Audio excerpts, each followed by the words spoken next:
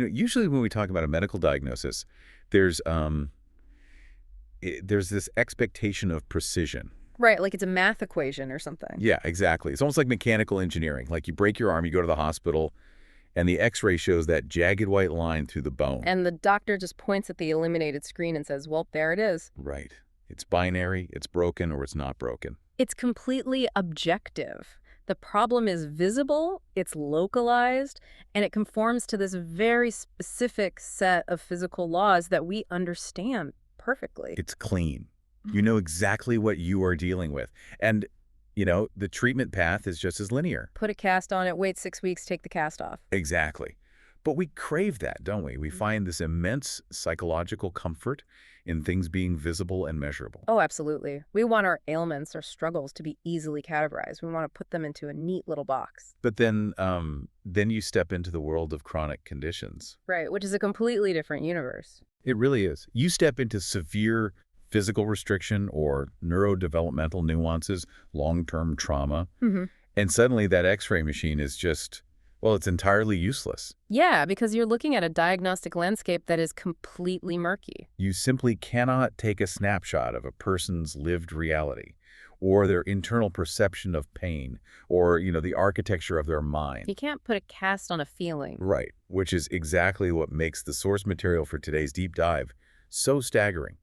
We're looking at a recent essay titled The Privilege of Hope.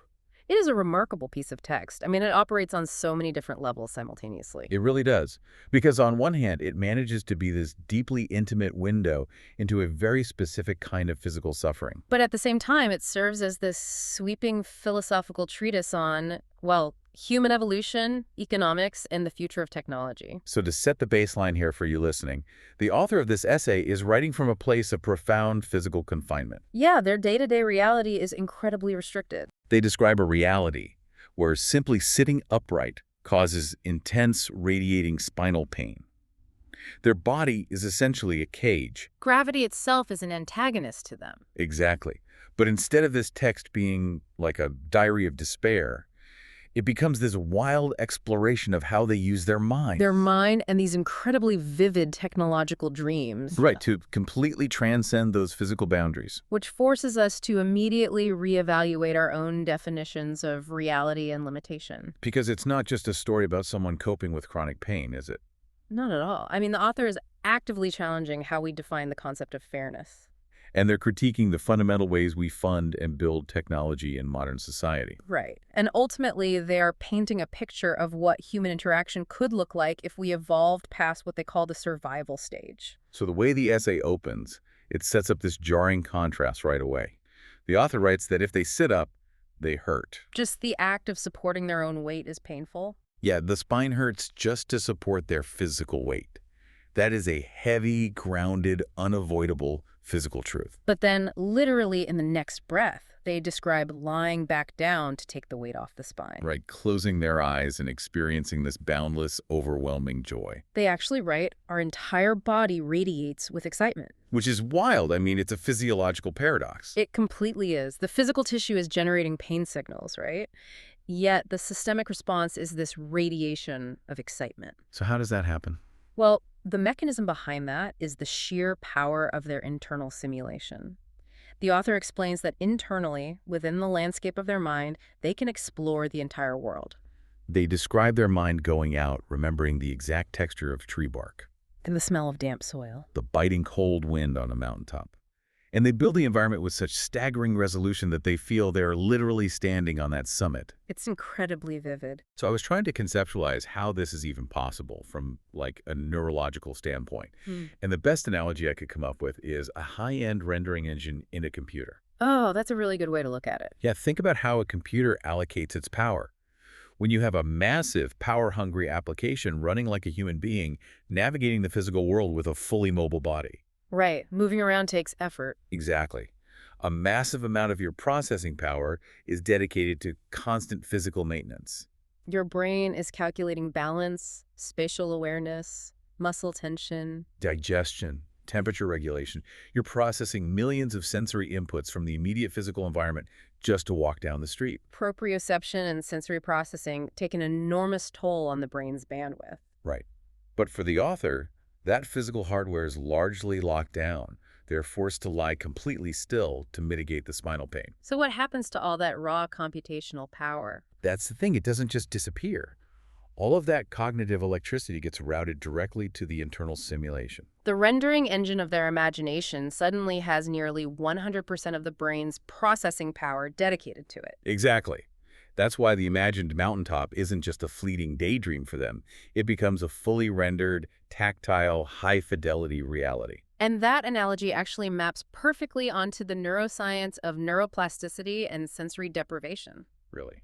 How so? Well, the human brain is notoriously efficient, and it abhors a vacuum.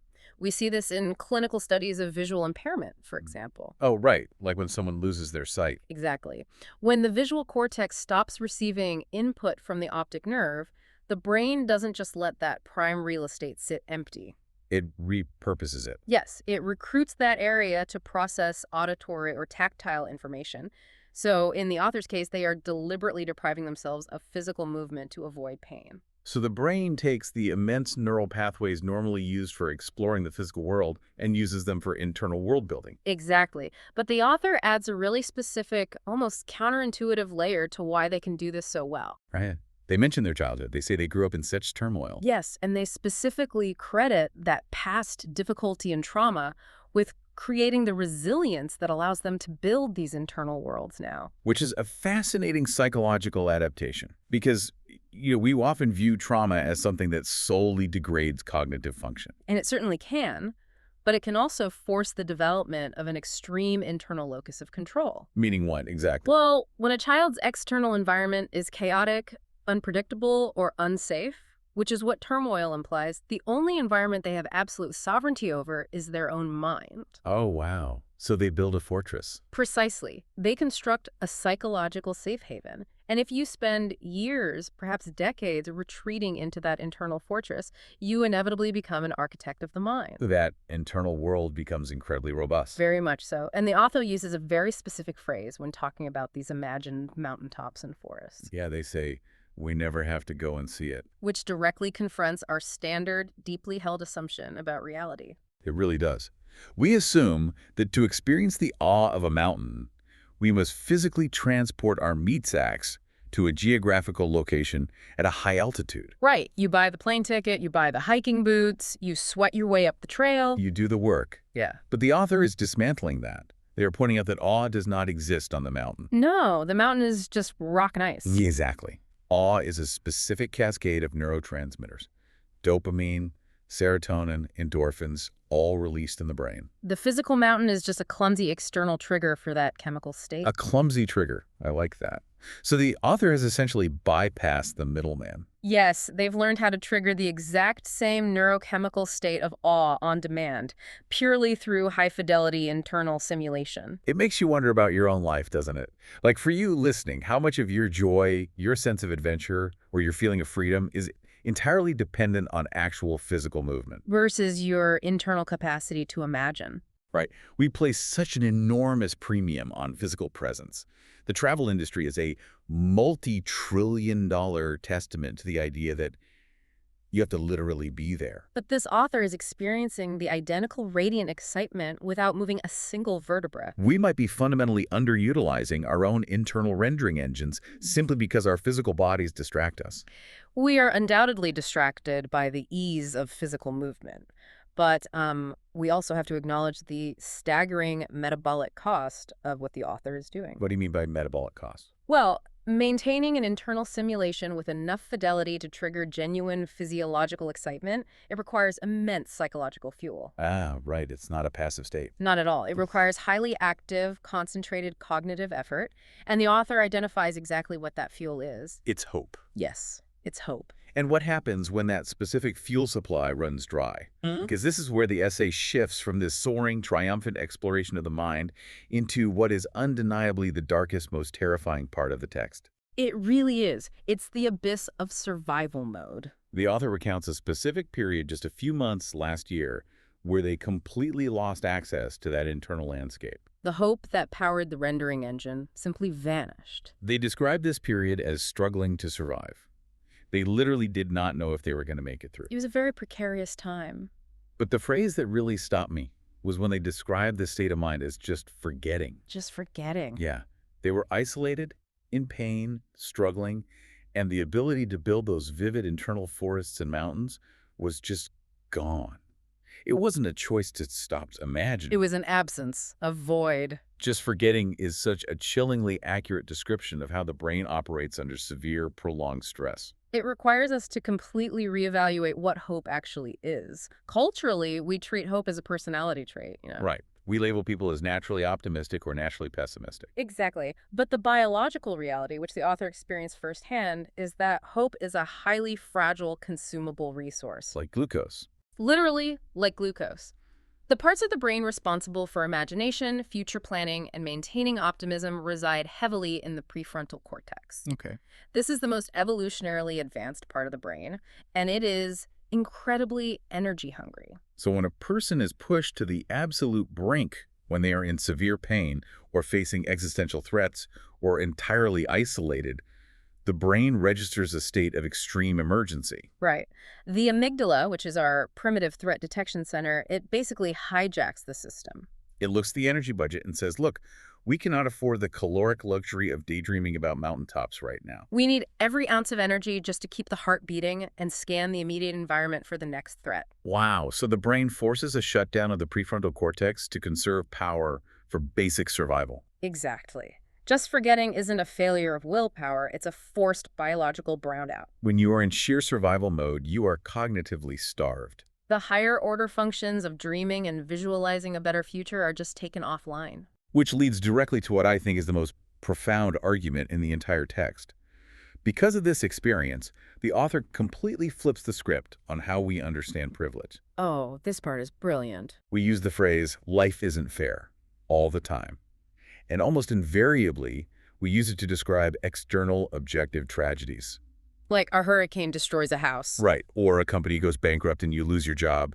Or you get a terrible medical diagnosis. External forces acting upon us. Exactly. But the author argues that those external events are just the mechanics of living in a chaotic universe. They're just things that happen. Right. They explicitly state that the one true thing about life not being fair is not the bad things life throws at us. They write, it's not fair when people haven't been blessed with the hope, the optimism, the ability to see more than just bare moments. True unfairness, according to this essay, is internal. It is the denial of optimism. It's a massive paradigm shift. I mean, they are framing neurological capacity as a socioeconomic and biological privilege. But wait, doesn't this completely fly in the face of the entire modern self-help movement? Oh, completely. We are constantly bombarded with this narrative that optimism is a choice. Yeah. Choose joy. Look on the bright side. Mindset is everything. Right. The idea that if you are sad, it's just because you aren't trying hard enough to be positive. Exactly. But the author is looking at their own incredible ability to dream, their own ability to say things like, difficulties really just make the blessings stand out more. And they are identifying that very mindset as an unearned privilege. And the author is absolutely right to call out the toxicity of that choose joy narrative, because choosing joy requires a baseline level of neurological safety. It does. If you were drowning in a literal ocean, no one tells you to just choose to breathe water. Right. They understand your physical environment makes breathing impossible. But when someone is drowning in psychological or physical survival mode, when their amygdala is firing nonstop because they are chronically ill or living in extreme poverty or facing constant abuse, their brain chemically restricts their focus to the immediate threat. They can only perceive what the author calls bare moments, the next minute, the next hour. You cannot see the horizon when you are choking on salt water. Precisely. The capacity to lift your head up, see the horizon, and believe that the horizon is beautiful, that is hope. And that capacity is an immense privilege. It means your brain is not currently entirely consumed by the mechanics of keeping you alive. It means you have the surplus metabolic energy to dream. Exactly. So when the author says difficulties make the blessings stand out more, they aren't offering a cheap motivational quote. Right. They are recognizing that they have achieved a hard-won, high-level perspective that is completely, physically unavailable to someone who is currently trapped in the abyss of just forgetting. They are expressing profound gratitude for the return of their cognitive surplus. Yeah. They acknowledge how lucky they are that their own loss of hope did not last long and was never all-consuming. They recognized that there are millions of people who live their entire lives in a state of survival, enveloped in a fear that simply doesn't allow them to feel the radiance of a simulated mountaintop. This realization, it breeds such a radical empathy. You start looking at people who seem hopelessly pessimistic or stuck, and instead of judging them for having a bad attitude. You realize they might literally just be lacking the privilege of hope. Exactly. Their battery's at 1% and the screen has gone dark. And once you recognize hope as a powerful, privileged resource, well, the next logical question becomes, what do you do with it? Right. How do you deploy it? And the author refuses to just sit with this in the philosophical realm. They want to weaponize this hope. They want to manifest it into something tangible, something made of metal and code. Which brings us to a massive transition in the text. We move from the ethereal landscape of the mind directly into the hard reality of technological innovation. Yeah, the author introduces their very first childhood dream. And for a child dealing with profound physical restriction, it is a brilliantly specific dream. They didn't just dream of flying or magically being cured. They dreamed of engineering a solution. They wanted to build a virtual reality suit. But they're very explicit that this is not just a visual headset. They specify a full-body suit that provides joint resistance. This is where the engineering concepts get incredibly cool. They describe a haptic system where if you reach your hand out in the virtual world and touch a digitally rendered soft object, the suit provides a subtle physical sensation of softness against your actual skin. It pushes back a little. Right. Like, But if you walk into a digitally rendered hard wall, the suit physically reacts, it locks up. it physically resists your forward motion so that it actually feels like you just hit a hard wall.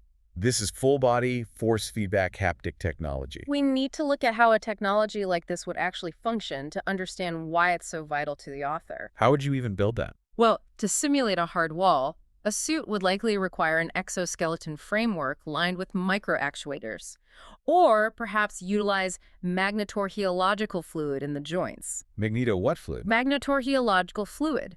It's a liquid that instantly turns solid when exposed to a magnetic field. Oh, wow. That sounds very sci-fi. It does, but it's real.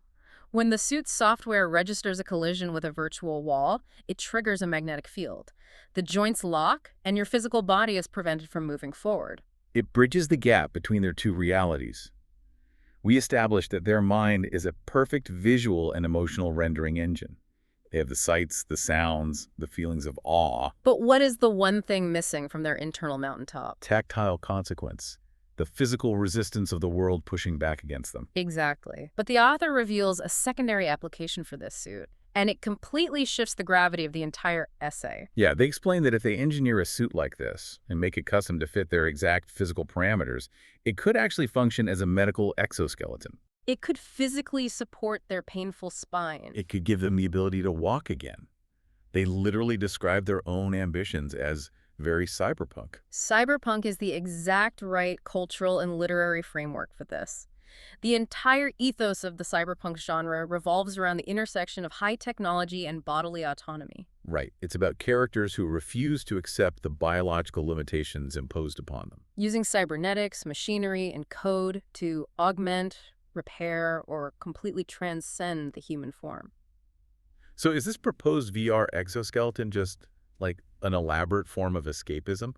Are they just trying to build the ultimate video game controller so they can forget about their painful spine and live in a fantasy world? Absolutely not. It is fundamentally about bodily reclamation. That's a huge distinction. Escapism implies a desire to flee reality and leave the physical body behind. The author is attempting the exact opposite. They are trying to build machinery that allows their physical body to finally participate in the expansive reality their mind has already conquered. That distinction is so important, and look closely at the specific sensory input they crave. Right, they don't just talk about feeling a soft breeze or a gentle touch. No, they specifically highlight the desire to feel a hard wall. Why would someone whose body is in constant pain actively desire to hit a hard wall? Because when you are confined to a bed, everything is soft. The mattress is soft, the pillows are soft, the blankets are soft. The physical world loses its hard edges, its boundaries. Exactly.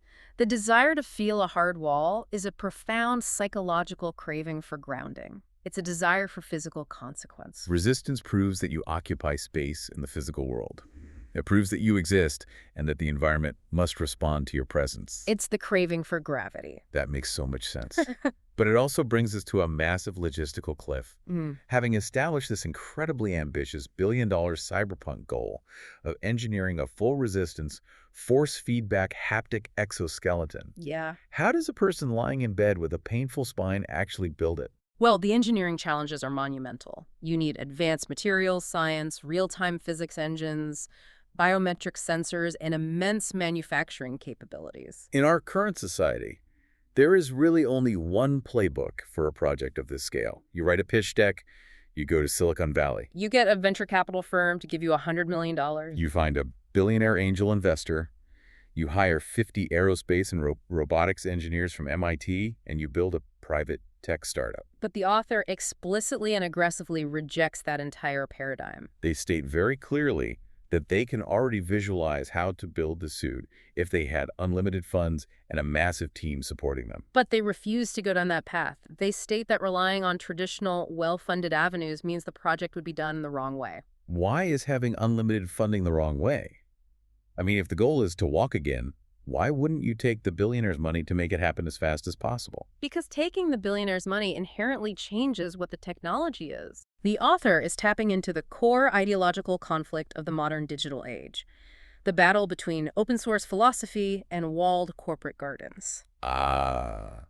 If a venture capital firm funds this exoskeleton, the very first thing they do is patent the joint resistance mechanism. They patent the neural interface. They lock the code behind proprietary firewalls. And then, when the suit is finally built, they price it at $250,000. Exactly. It becomes a luxury medical device available only to the ultra-wealthy. The wrong way is the way of exclusivity.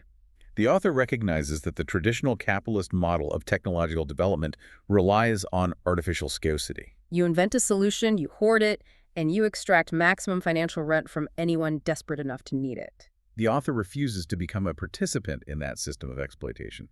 Instead, they choose what they call the long path around. The long path, meaning they decide to figure out the engineering, the code, the materials entirely on their own or through grassroots collaboration. They are going to build it custom for their own restricted body, but with one crucial difference. They are going to release absolutely everything they discover to the public. The blueprints, the software repositories, the schematics for the actuators, all of it, free and open source. So that anyone else in the world with physical restrictions can download the plans and start building it for themselves. Yes. And in making this decision, the author stumbles onto a paradox that honestly rewired my brain. Oh, what paradox? It's the paradox of restriction leading to universal accessibility. They realize a profound truth about the nature of experience. They point out that if they were an able-bodied person and they went out and climbed a physical mountain, that experience is inherently singular. Right. It belongs only to them. It is trapped within their specific biological body on that specific day. But because their physical body is severely restricted, they cannot have that singular biological experience. They are forced to rely on a technological workaround, the VR exoskeleton suit. And the beauty of a technological workaround is that it is fundamentally built on data, code, and mechanical principles. It's digital. And because it's digital, it is infinitely replicable. Able-bodied experiences are trapped in the flesh. Restricted body workarounds are universal. By solving the problem for their own highly specific, highly restricted body, the author accidentally paves a 6-lane highway for the rest of humanity to access that exact same experience. This is actually a well-documented phenomenon in design and engineering, right? Often called the curb cut effect or universal design. Yes, exactly. When city planners first installed sloped curb cuts at intersections, it was done explicitly to allow wheelchair users to cross the street. It was a solution for a restricted minority. But very quickly, people realized that curb cuts were incredibly useful for parents pushing strollers, travelers rolling heavy luggage, workers pushing delivery carts, and people riding bicycles. By designing a solution for the most restricted edge case, you end up radically improving the environment for everybody. Audiobooks were originally developed for the blind. Typewriters were heavily influenced by inventors trying to help visually impaired individuals write. When you are forced to bypass the standard biological interface, the tools you invent become superpowers for the general public. And the author fully embraces this reality. They summarize their entire open source ethos with a line that might be the most powerful thesis statement in the essay. Oh, I know the one. They write, "I want to do what billionaires do for themselves, but for everybody." That line hits so hard. I want to do what billionaires do for themselves, but for everybody. Because what do billionaires actually do? They buy their way out of the human condition. They build custom survival bunkers to escape climate change. They fund private spaceflight to escape gravity. They invest heavily in bespoke genetic therapies and longevity research to escape death. They use massive aggregations of wealth to bypass the limitations of biology and environment, but they pull the ladder up behind them. They lock the door. It is the ultimate critique of resource hoarding. The author, writing from a bed, suffering from constant spinal pain, possesses the exact same ambition as the billionaire. They want to transcend their physical limitations. But their instinct, driven by that hard-won privilege of hope and radical empathy, is to leave the door wide open. They want to open source the ultimate human upgrade. And this open source VR suit isn't just a gadget to them. It's not just a cool consumer electronic device or a medical aid. The author views this shareable haptic technology as the foundational architecture for an entirely new paradigm of human existence. As we move into the final sections of the text, the perspective zooms way, way out. The author takes their personal bodily struggle and this specific technological blueprint, and they extrapolate it into a sweeping, almost utopian vision of a post-scarcity society. This is where the essay shifts from engineering into pure sociology and philosophy, and it begins with the author expanding their critique of the ultra-rich. Right. We just talked about how the rich build things behind walled gardens. Now, the author critiques how the rich consume life. They observe that the wealthiest people in the world are obsessively stuck on doing. Yes, the essay points out that those with unlimited resources feel this manic compulsion to physically experience everything themselves. They want to summit Everest, they want to take a submersible to the Marianas Trench, they want to go on an African safari. But the author identifies a massive inefficiency in this behavior. They call it hoarding experiences they don't even really use. Because the sheer logistics of physical reality demand inefficiency. Even if you are a billionaire, you can't just snap your fingers and be on Everest. You have to wait 6 months for the right weather window. You have to secure permits. You have to spend weeks traveling, acclimatizing, and dealing with the friction of the physical world. The author calls this the middle effort, and they propose an alternative. In their vision of an open-source, networked, haptic feedback future, someone else has likely already done that specific climb. Someone else already put in the middle effort, wore the sensory recording suit, and mapped the exact physical, tactile, and visual data of that experience. And because the system is open and shared, you don't have to waste 6 months. You could step into your own suit in your living room, download the data, and experience it immediately. As they write that day, that moment you felt it, you could go right into it. They're conceptualizing an immediate life. A reality where the collective database of human lived experience, every mountaintop, every deep sea dive, every walk through a foreign city, is instantly accessible to anyone, anywhere, with perfect sensory fidelity. It's the ultimate realization of shared digital empathy. You weren't just watching a video of someone climbing a mountain. You were feeling the exact temperature of the wind and the precise resistance of the rock that they felt. It's profound. Wait, hold on. I have to play devil's advocate here for a second. Doesn't this completely strip away the actual human joy of the struggle? How so? Well, if I didn't train for 6 months, if I didn't endure the freezing cold, if I didn't actually sweat and bleed on the side of the mountain, why does the view from the top matter? Ah, I see. If I just download your mountain climb like a movie, aren't I cheating myself out of the fundamental human experience of overcoming adversity? It's the most common philosophical objection to this kind of post-scarcity technology, but the author anticipates it perfectly. Well, they do. Yeah. They explicitly state that the shared system does not negate the human need for effort, creation, or overcoming adversity. We are still driven to make and do things. Okay, but how does that work if everything is just downloaded? As they beautifully put it, we just do that within the bounds of where we are and share it as well. Within the bounds of where we are. That brings it all back to physical limitation. Precisely. Yeah. The author isn't suggesting that nobody should ever climb physical mountains anymore. They are saying that if your biological and physical bounds permit you to climb Everest, you should absolutely go do the effort. You endure the struggle, you create the experience. But then, instead of hoarding the bragging rights, you digitize the sensory data and share it with the collective. And if my physical bounds, like a severely painful spine, dictate that I cannot leave my bed. Then your effort goes elsewhere. You might pour your struggle and your cognitive energy into designing a breathtaking virtual architecture, or writing a symphony, or engineering a new line of code for the exoskeleton's operating system. And then you share that. Exactly. It is an ecosystem of effort. We all still exert ourselves against the resistance of the world, but we stop gatekeeping the fruits of that effort. By contributing our unique, bounded experiences to a universal pool, we allow every single human being to effectively live thousands of lifetimes within one biological lifespan, It's the complete elimination of geographical, physical, and financial gatekeeping. which leads to the profound, sweeping conclusion of the essay. The author believes that if we can adopt this open-source sharing of experience, humanity can finally evolve past the survival stage. They envision a future potential that nobody currently understands. And they identify the exact psychological barrier preventing us from understanding it. Why hasn't humanity built this utopia yet? The author says it is because people have too much fear still in the future that exists only because of the fear of the present. Fear still in the future that exists only because of the fear of the present. That is such a dense, poetic statement.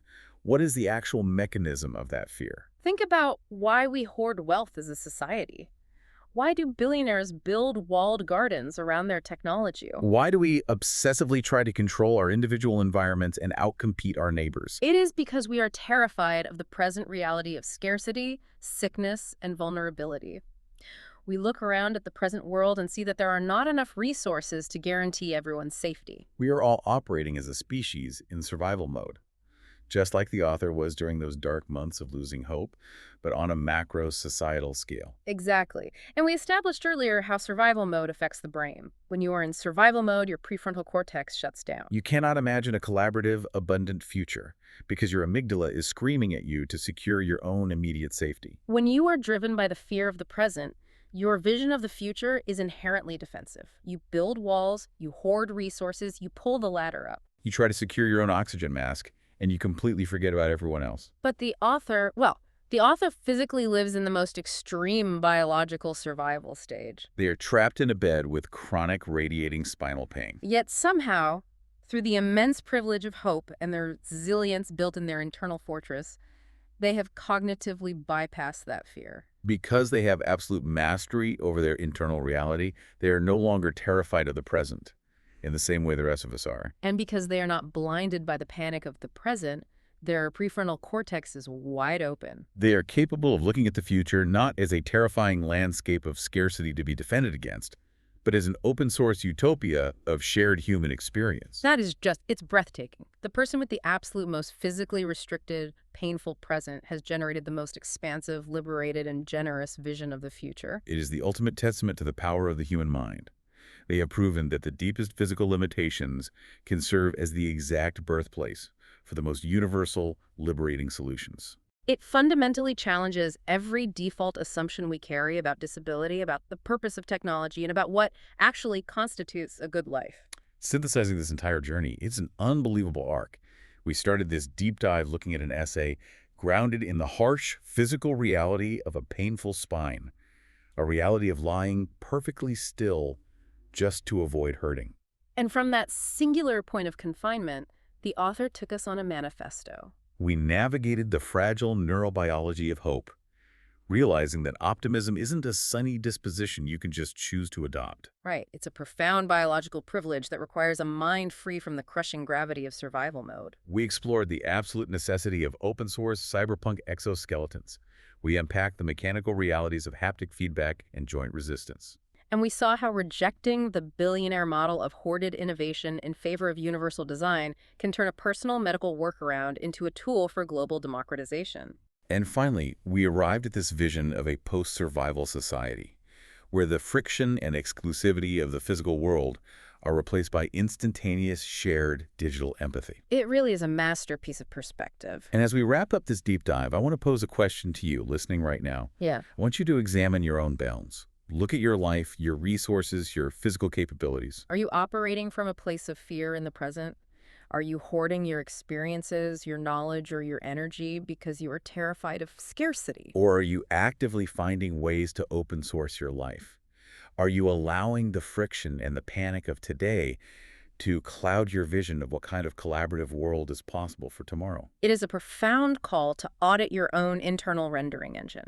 Are you using your cognitive surplus to build walls around your life, or are you using it to build vivid, shared worlds that you can invite others into? Exactly. Which brings me back to the very first thing we talked about. We started by discussing the X-ray, the comfort we take in the physical diagnosis. We place such an enormous premium on the tangible bone and flesh reality of the human body. We assume the body is the ultimate arbiter of reality. But I want to leave you with one final provocative thought to mull over on your own.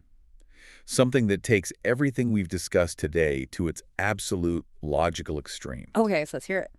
If our minds are truly this powerful, if the human brain can reroute its immense processing power to build high-fidelity mountaintops that make our physical bodies radiate with excitement without ever taking a single step, Right. and if the open-source force feedback haptic technology of the near future will eventually allow us to instantly download and step into the exact sensory, tactile, and emotional experience of another human being halfway across the globe, Wow, yeah. will the physical reality of being there eventually lose its premium value entirely?